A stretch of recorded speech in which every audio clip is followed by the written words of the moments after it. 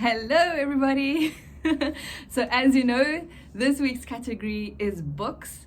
And if you need any inspiration for this week, then I guess you just open your clothing cupboards and drawers and just soak up all that positive electricity that's probably coursing through your veins. So well done to everybody, and I hope you see that it was well worth it.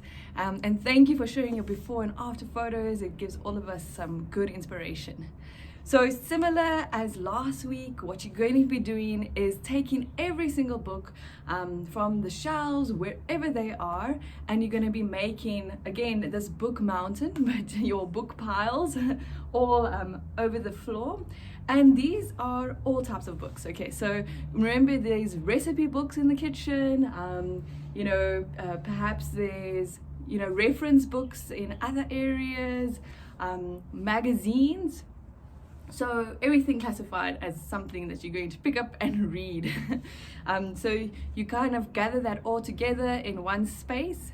And then what Marie Kondo does, which you can decide to do if you'd like, is all the book piles that are now on the floor, she goes and wakes them up, okay? She goes and taps them because she says that they've been sitting in those bookcases for quite a while. Maybe they haven't moved from their spot and they haven't been picked up in a while. So it's just kind of to let you connect with your books again and start your joy check-in, okay? So yeah, you can add that for a bit of fun. And then so what you're going to be doing again is the same thing, is asking that critical question: does it spark joy?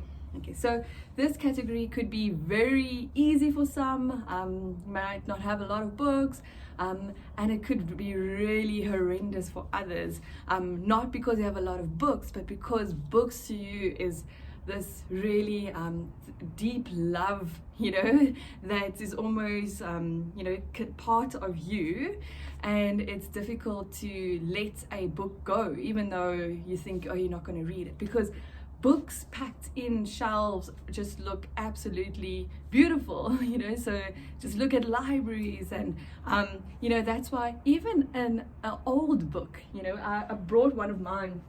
It looks like it's in tatters, right? It's old and perhaps a bit murky or dusty and old papers, but it's the sonnets of Shakespeare.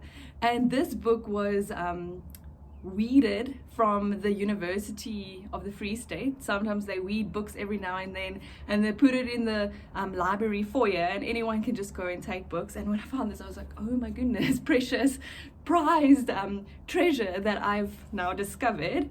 So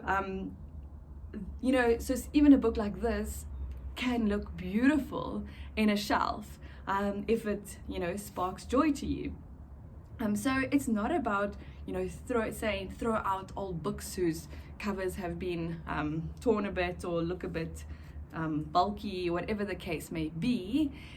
You should only have books in your shelves or wherever the books are that spark joy.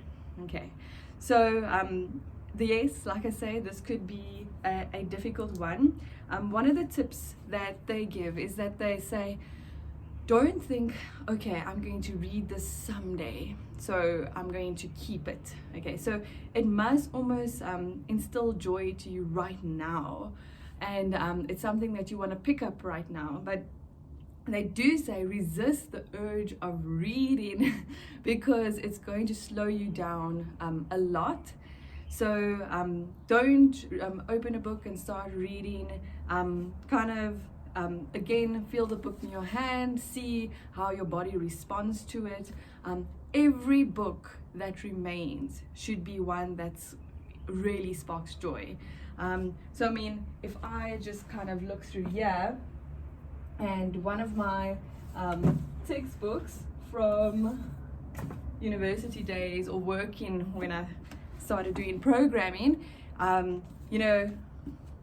yes, this book is functional, but it no longer has a meaning, or I don't no longer have a connection with it.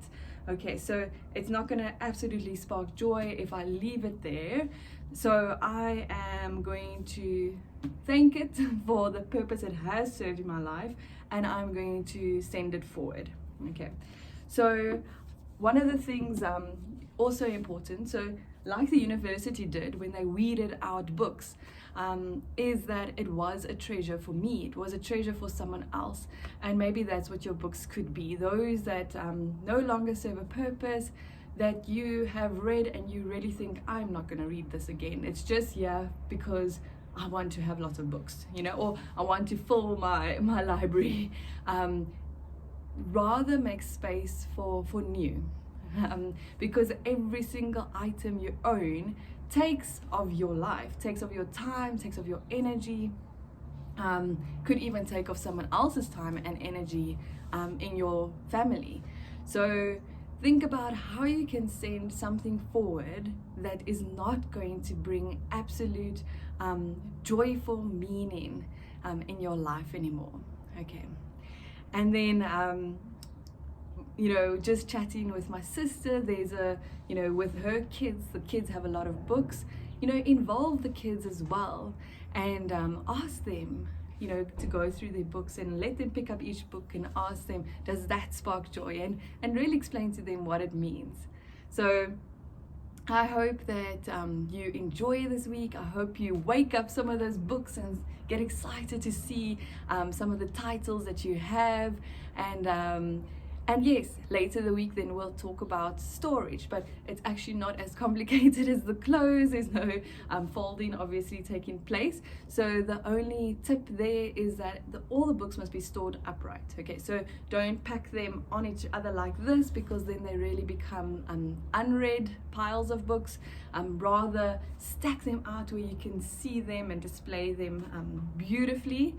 And of course, books that that mean something to you. And so whether that's 30 or 300, each and every title in your library should spark joy. Okay, so enjoy it, and again, would love to see your before and after photos. Have a good week.